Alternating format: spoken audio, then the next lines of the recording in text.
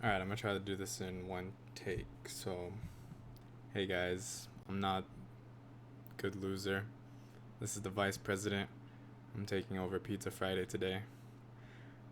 I don't have pizza, but maybe this episode will be some food for thought or something like that, alright? Before we get into the main topic, I probably wanted to talk about the new Logic album.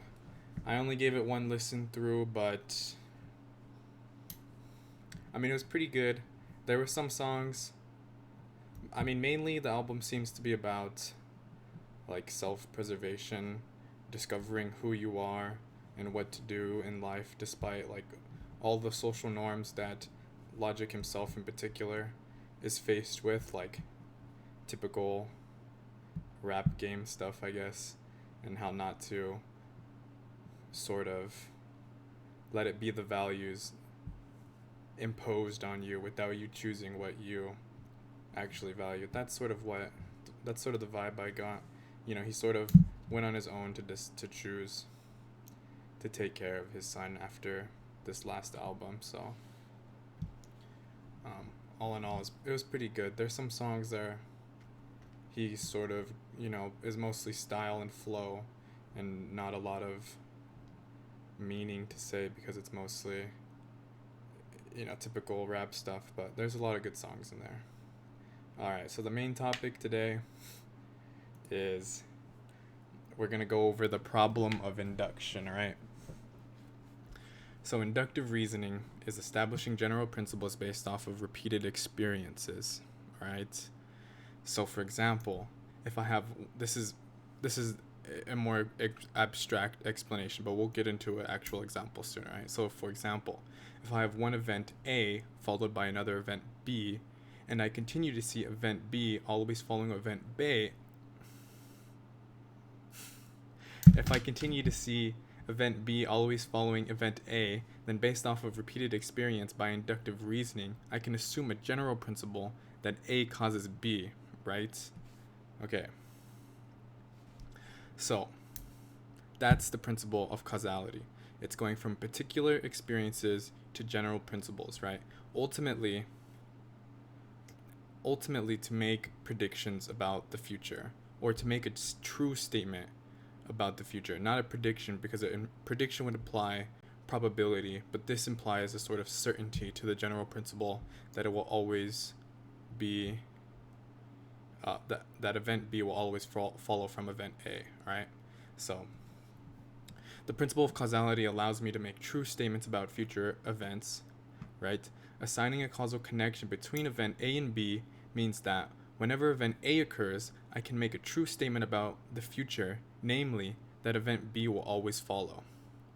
For example, if I let go of a ball, then it will fall to the ground, right?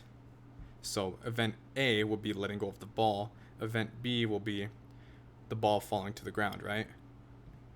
And we want to sort of attach a causal connection between these two events, right? That the ball falling to the ground, or that me letting go of the ball was the cause of the ball falling to the ground, right? So by repeated experience here, I know by induction that event B is caused by event A, right? So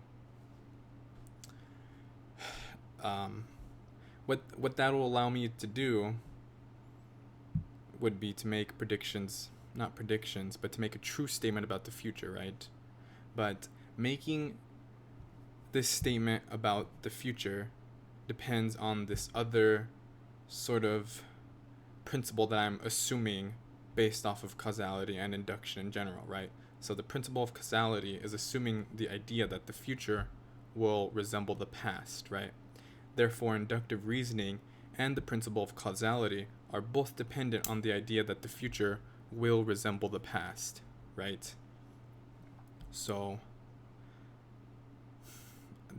my ability to say that event B will come after I see event A is me assuming that the future, will always have been like the past, which is that event B has always followed after event A.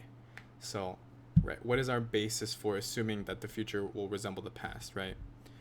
we don't have any sense organs to perceive causality, right?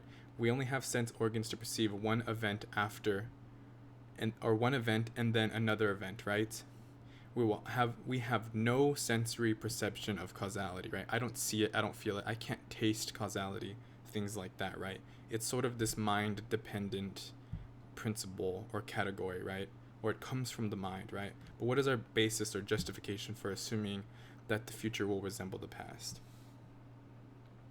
So from here on, we'll probably call the future resembling the past the uniformity principle, because ultimately it's a principle. So a trivial answer to the justification of the uniformity principle might be that the future has always resembled the past, right? However, what is really being said is that past futures resembled past pasts, right? And so ultimately, this is a statement about the past still. We haven't made any statements about the future yet, right? This is begging the question, right? Because we are using induction ultimately, right? Because that's a statement about the past to make a claim about the future, right? So we're using induction to justify the uniformity principle when we just said earlier that the uniformity principle was the basis for induction and causality in general, right?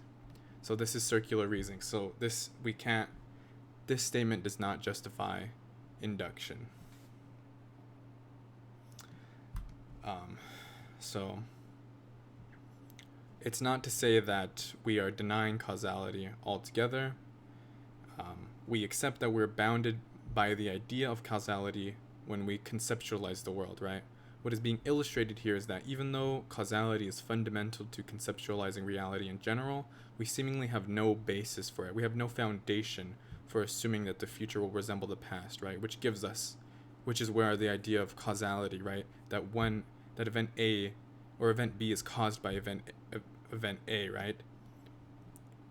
We have no justification for it. That doesn't mean that we drop it, right? Causality is sort of inescapable, right?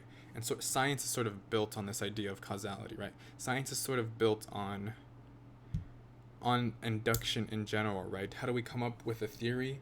Well, we have repeated, right, natural phenomena that we want to make general principles out of. So this is sort of putting into question, right, at least this idea about verifying theories through more empirical tests, right?